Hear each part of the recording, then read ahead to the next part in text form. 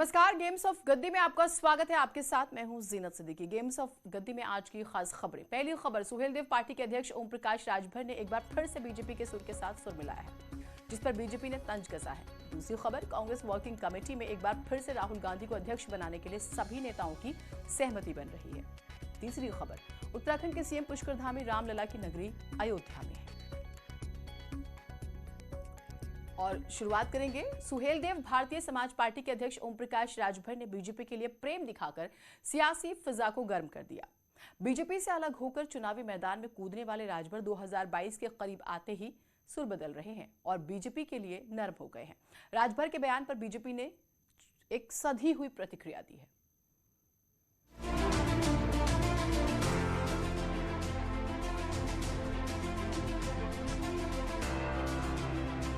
2022 का चुनावी मौसम करीब है। इस मौसम में नेता और पार्टियां अपनी बिसात बिछाने में जुटी हैं।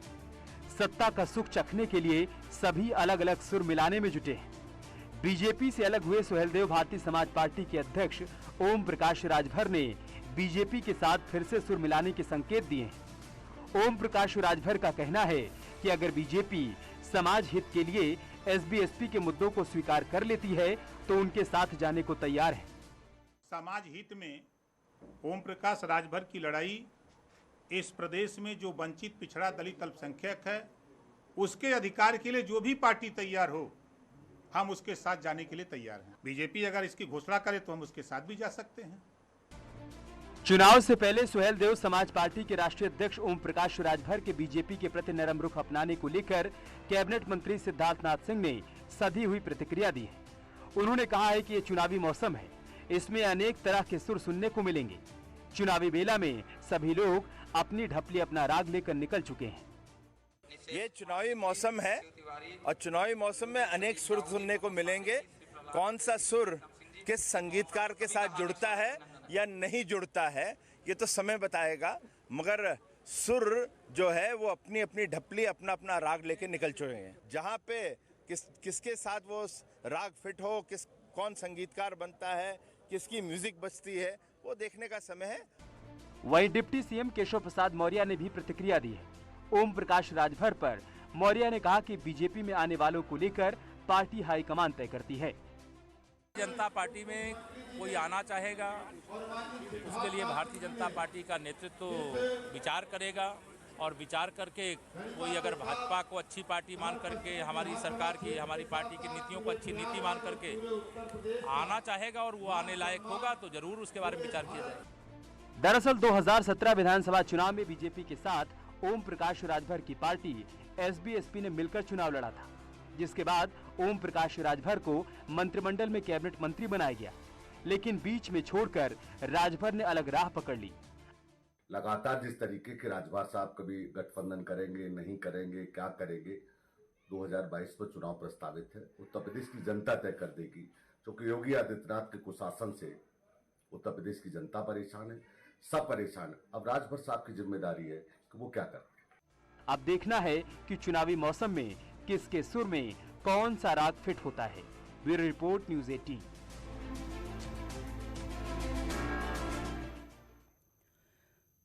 कांग्रेस में पार्टी अध्यक्ष को लेकर लंबे समय से चल रहे रस्साकशी पर शायद विराम लगने का समय आ गया है। दिल्ली में हुई कांग्रेस वर्किंग कमेटी की बैठक में सभी नेताओं ने राहुल गांधी के नाम का प्रस्ताव रखा। नेताओं की मांग है कि राहुल गांधी के नेतृत्व में ही आगामी चुनाव हो।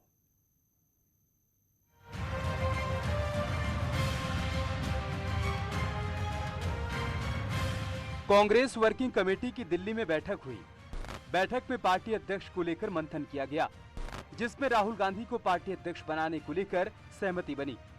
कांग्रेस नेताओं का दावा है कि अंतरिम अध्यक्ष सोनिया गांधी के सामने सभी ने राहुल के नाम पर सहमति दे दी।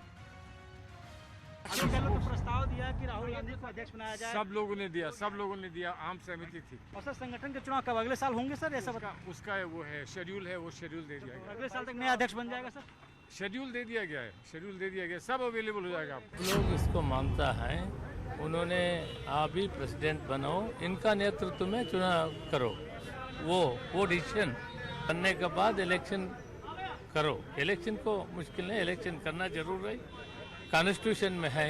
इनका नेतृत्व में इलेक्शन करो, राहुल गांधी का नेतृत्व में इलेक्शन करने के लिए सब लोग रिक्वेस्ट किया। सूत्रों के हवाले से खबर है कि प्रियंका गांधी ने राहुल को अध्यक्ष बनाने की वकालत की। राहुल को अध्यक्ष बनाने को लेकर छत्तीसगढ़ के सीएम भूपेश बघेल, पंजाब के मुख्यमंत्री चन्नी समेत कई नेताओं ने अपनी सहमति दी। यही नहीं, कांग्रेस नेताओं ने ये भी मांग की कि राहुल के नेतृत्व में ही चुनाव हो।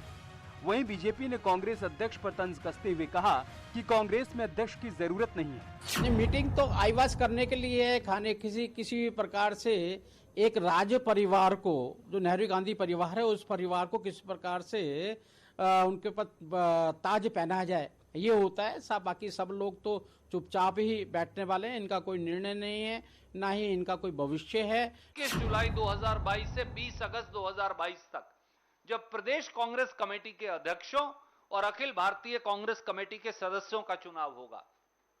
और पांचवी महत्वपूर्ण तिथि है 21 अगस्त 2022 से 20 सितंबर 2022 जब अखिल भारतीय कांग्रेस कमेटी के अध्यक्ष का चुनाव होगा। खबर ये भी है कि कांग्रेस संगठन का चुनाव नवंबर से शुरू हो जाएगा, जिसमें 1 नवंबर को सदस्यता अभियान शुरू किया जाएगा। 1 अप्रैल से 30 अप्रैल 2022 तक अध्यक्ष पद के लिए नामांकन होंगे।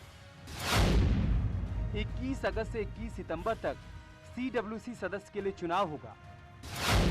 31 अक्टूबर 2022 तक नया अध्यक्ष चुन लिया जाएगा। Bureau report, news 18। मुख्यमंत्री पुष्कर धामी भगवान राम के दर्शन के लिए अयोध्या पहुंचे। इसी दौरे के सियासी मायने भी निकाले जा रहे हैं। क्या यूपी के साथ भगवान राम का नाम उत्तराखंड में भी काम आएगा?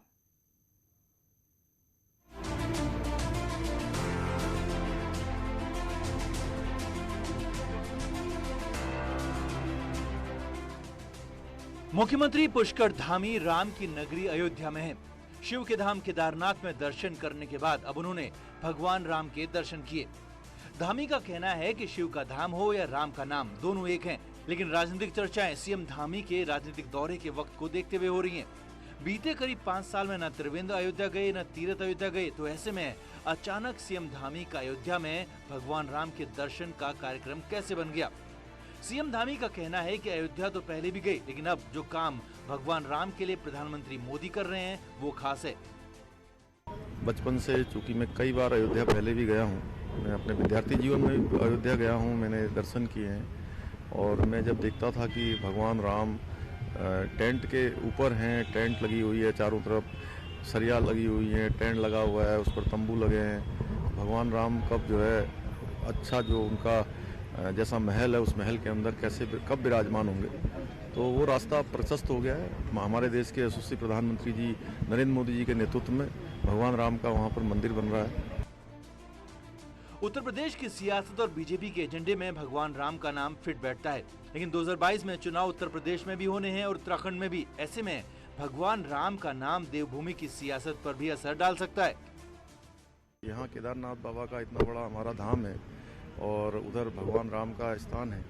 और अभी ये संजोग है कि मैं पहले केदारनाथ गया, चूँकि दोनों एक ही हैं, भगवान राम और भगवान शिव, तो यहाँ भगवान शिव का आशीर्वाद लिया, भगवान राम का आशीर्वाद लेंगे। उत्तराखंड में बीजेपी 2 बार सत्ता में रह चुकी है, लेकिन चुनाव से ठीक पहले अयोध्या जाने का मौका बतौर मुख्यमंत्री पुष्कर धामी को ही मिला। और देवभूमि की सियासत में भी भगवान राम का नाम काम आएगा, यही उम्मीद उत्तराखंड में बीजेपी को है। दीपांकर भट्ट, न्यूज़ 18, देहरादून। एक छोटा सा ब्रेक ले रहे हैं, कहीं मत जाइएगा।